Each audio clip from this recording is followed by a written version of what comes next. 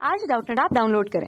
Doubtnut पर अपने सभी गणित, रसायन विज्ञान, भौतिक विज्ञान और जीव विज्ञान के डाउट्स का करो सफाया।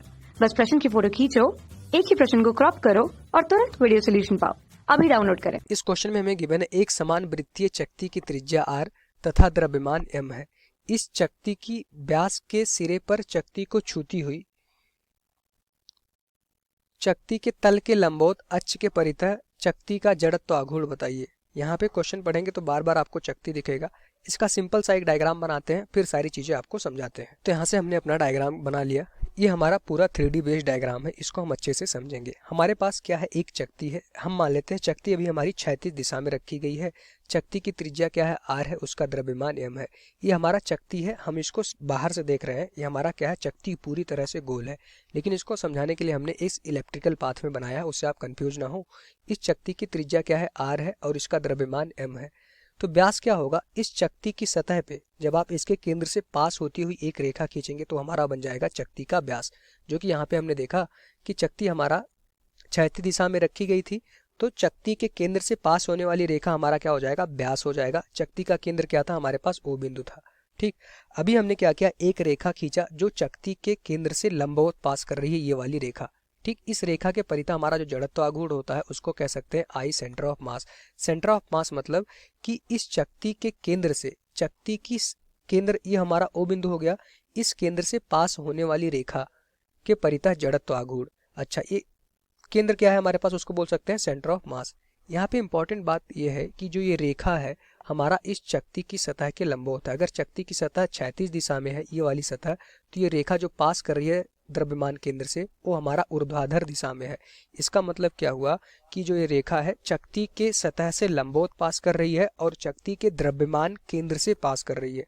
तो कोई रेखा जो किसी भी चक्ति के द्रव्यमान केंद्र से पास करे और चक्ति की सतह के लंबवत हो, चक्ति की सतह के लंबवत हो, तो उसके परितः जड़त्व आघूर्ण का सूत्र होता है mr²/2। ठीक, m क्या है, चक्ति का द्रव्यमान, r क्या है, चक्ति की त्रिज्या, जो कि हमें क्वेश्चन में गिवन था। तो हमने क्या देखा कि एक ऐसी रेखा जो चक्ति की सतह के लंबवत हो और चक्ति के द्रव्यमान केंद्र से पास करे, उसके परितः जड़त्व आघूर्ण क्या हो जाएगा, mr²/2। ये रेखा हमारा जो है चक्ति की सतह से लंबवत पास कर रहा है। ठीक, अब क्वेश्चन में कह रहा है कि आप बताइए वहां पे जड़त्व आघूर्ण कहाँ पे, व्यास के सिरे पे। यहाँ पे दो सिरे हैं, एक हमारा सिरा ये हो सकता है, एक सिरा ये हो सकता है। हम अभी बात करते हैं इस सिरे पे।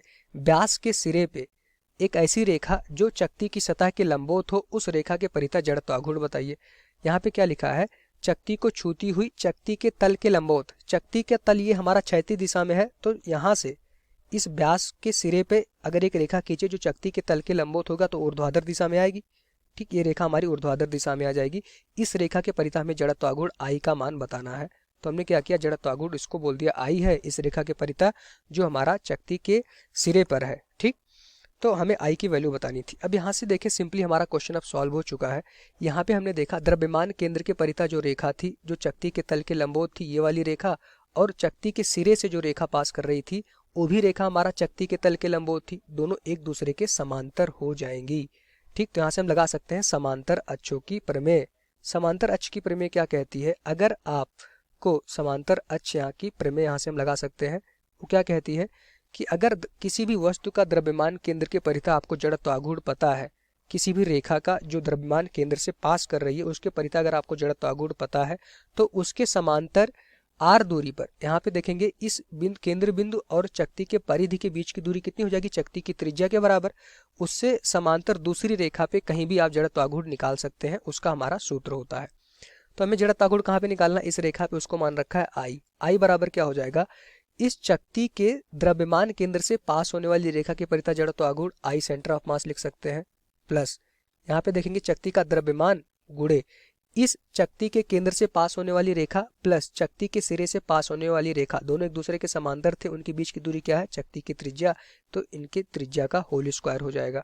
ये हमारा द्रव्यमान केंद्र ये हमारा समांतर अक्षों की प्रमेय कहती है।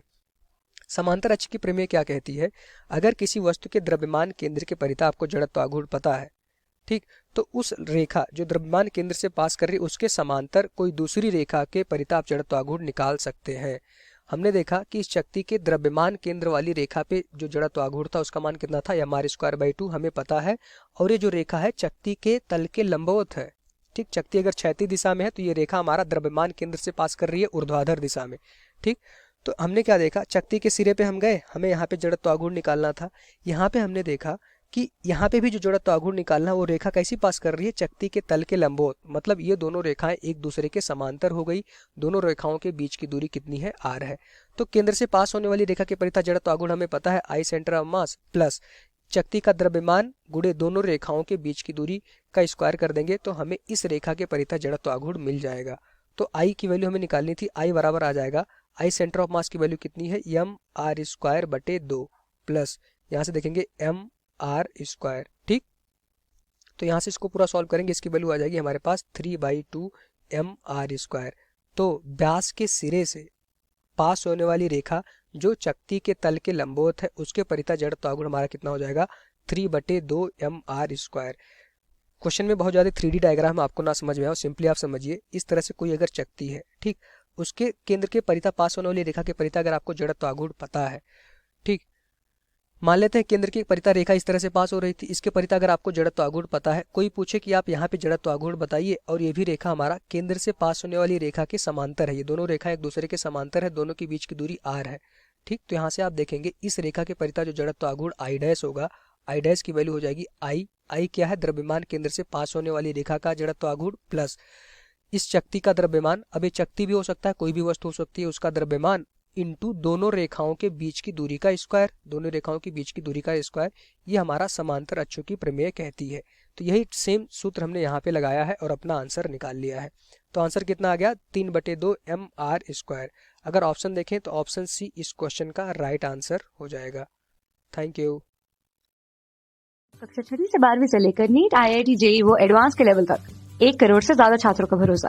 आज ही डाउनलोड करें डाउटनेट ऐप या व्हाट्सएप करें अपने सारे डाउट्स 8400 400 400 पर।